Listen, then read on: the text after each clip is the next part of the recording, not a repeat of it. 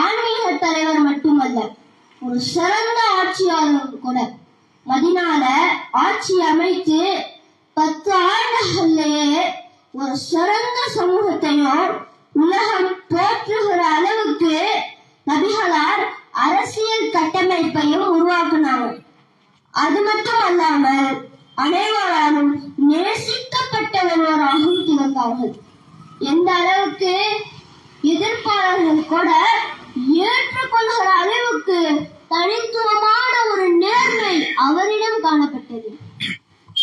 இந்த உலகத்துல உள்ள ஆட்சியாளர்கள் பெரும்பாலும் பாமர மக்களால் நெருங்க முடியாது. ஆட்சியாளர்களை மக்கள் அந்நியர்களாக பார்ப்பதற்கு முதல் காரணமே ஆட்சியாளர்கள் மக்களை தூரப்படுத்திக் கொள்வதுதான் இன்னைக்கு முதல் காரணமா இருக்கு. அவங்க நம்ம எப்ப பார்க்க முடியும்? தேர்தலுக்கு வாக்கு சேகரிக்க வருவாங்க. அடுத்ததான் தேர்தல் நடக்கும்ல, அப்ப வாக்கு சேகரிக்க வரும்போதுதான் அவங்கள நம்ம பார்க்க முடியும்.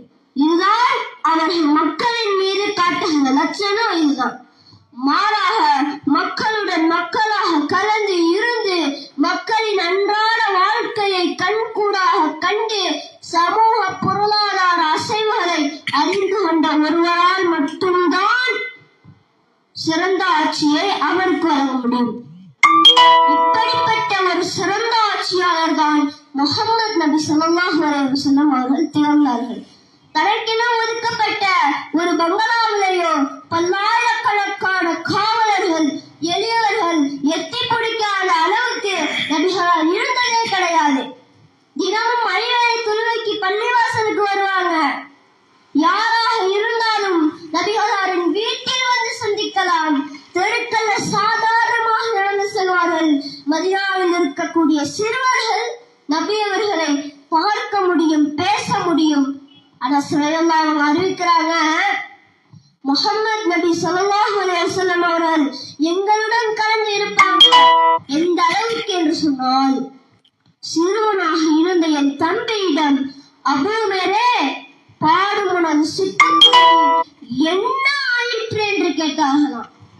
பொதுவாகவே ஆட்சியாளர்கள் கேமராக்கு முன்னாடி நின்று வேலை செய்யற மாதிரி காமிச்சுப்பாங்க. மக்கள் என்ன நினைப்பாங்க? ஆஹா, இவர்கிட்ட வந்து உண்மையான கலப்பணி இருக்கு அப்படின்னு நினைப்பாங்க. ஆனா கேமராலாம் எடுத்து முடிச்சோன்னு அவர்கிட்ட உண்மையான கலப்பணி இருக்காது. ஆனால் நபி ஸல்லல்லாஹு அலைஹி வஸல்லம் அவர்கள் உண்மையான கலப்பணியில் இருப்பார்கள். பராபின் ஆசிப் ரலியல்லாஹு அன்ஹு அறிவிக்கிறாங்க, அஹல் போரின் போது நபி அவர்கள் மண்ணை சுமந்து கொண்டு சென்றதை நான் பார்த்தேன். மண் அவர்களின் வயிற்றின் வெண்மையை மறைத்தது என்று பராபின் ஆசிப் ரலியல்லாஹு அன்ஹு அறிவிக்கிறாங்க. இன்றைக்கு பல நாடுகள்ல குற்றங்கள் பெருகி வருவதை பார்க்கிறோம். குற்றங்களை குறைக்க, அதை மட்டுப்படுத்த ஆட்சியாளர்கள் திணறி வருவதையும் பார்க்கிறோம். குற்றங்களை குறைக்க அவங்க சில கட்டளைகளை போடுறாங்க, சில சட்டங்களை போடுறாங்க. ஆனா அது நமக்கு உரிய பலனை தரதில்லை. சில நேரத்துல சட்டங்களே குற்றங்களாக ஆகிவிடும் என்ற நிலையும் இன்றைக்கு இருக்குது. ஒரு நல்லாட்சியின் அடையாளம் என்று சொன்னால் தான் தேசத்தை கட்டமைப்படுத்துவதுதான் ஒரு நல்லாட்சியின் அடையாளம். சொத்துக்களை வைத்தால் பிரச்சனை வந்துவிடும் என்ற காரணத்தால் பினாம் என்கிற பெயரால் சொத்துக்களை மறைத்து வைக்கிற நிலையை பார்க்கிறோம். ஆனால் நபி ஸல்லல்லாஹு அலைஹி வஸல்லம் அவர்கள் ஊழலுக்கு இடமே கிடையாது. மாபெரும் அரபுலக சாம்ராஜ்யத்தின் ஆட்சியாளர் முஹம்மது நபி ஸல்லல்லாஹு அலைஹி வஸல்லம் அவர்கள் விட்டு சென்ற சொத்தே அவர்களுக்கு ஆதாரம்.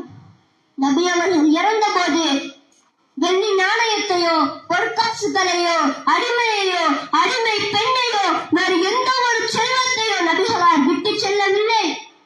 கைலாயிலும் தமது கோவேறு கழுதையையும் தமது ஆயுதங்களையும் வழிப்போக்கர்களுக்கு தர்மமாக செய்தார்கள், ஒரு நிலத்தை தவிர. நபிகளார் கடைபிடித்த ஒரு நீதி பரிபாலன பாதை பாருங்க, யாராக இருந்தாலும், முதலாளி தொழிலாளி யாராக இருந்தாலும், நீதிமன்றே சட்டம் ஒன்றே, அது எவ்வித பாரபட்சமும் இல்லை, சட்டத்தின் முன் அனைவரும் சமம். நபிகள் காலத்துல வாழ்ந்த ஒரு பெண்மணி மக்கா வெற்றியின் போது திருடிட்டாங்க.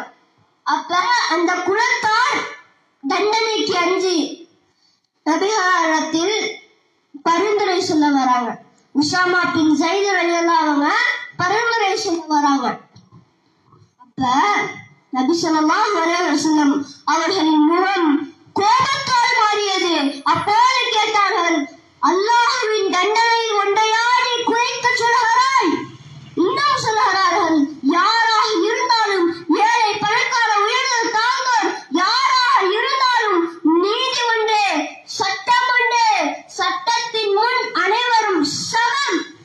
முஹம்மதின் உயிர் யார் கையில் உள்ளதோ அந்த இறைவனின் மீது சத்தியமாக, என் மகள் ஃபாத்திமா ரலியல்லாஹு அன்ஹா தப்பு செஞ்சிருந்தாலும் திருடிவிட்டாலும் நான் அவர்களுடைய கையை வெட்டுவேன் என்று சொன்னார்கள் முஹம்மது நபி ஸல்லல்லாஹு அலைஹி வஸல்லம் அவர்கள். எனவே நபிகள் நாயகம் ஸல்லல்லாஹு அலைஹி வஸல்லம் அவர்களின் ஆட்சி முறை எவ்வளவு சிறப்பிற்குரியது என்ற சில எடுத்துக்காட்டுகள் நாம் பார்த்தோம். நாம் நம்முடைய வாழ்க்கையில் ஆட்சி செய்யும் போது அன்னாரின் ஆட்சி முறையை கவனத்தில் கொள்ள வேண்டும் என்று கூறி என்னுடைய அந்த உரையை முடித்துக் கொள்கிறேன். வாஹு தவானா அல்ஹம்துலில்லாஹி ரப்பில் ஆலமீன். அஸ்ஸலாமு அலைக்கும் வரஹ்மத்துல்லாஹி வபரகாத்துஹு.